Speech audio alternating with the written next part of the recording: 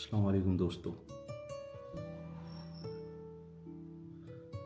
एक बहुत मशहूर गज़ल जिसको कैफ़ी आज़मी ने लिखी है और वो गज़ल बिलाशुबे जगजीत सिंह ने उसको आवाज़ दी है, उस वजह से मशहूर है वो। तो वो गज़ल के कुछ शेर इस तरह से हैं कि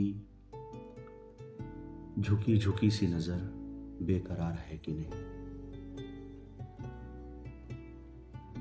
झुकी झुकी सी नज़र बेकरार है कि नहीं,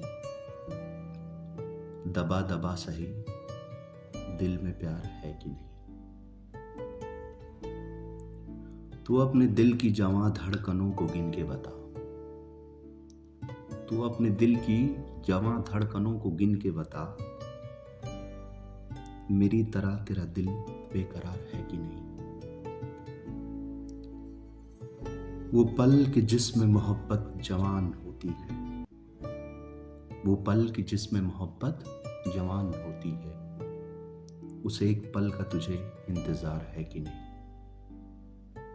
दबा दबा सही दिल में प्यार है कि नहीं।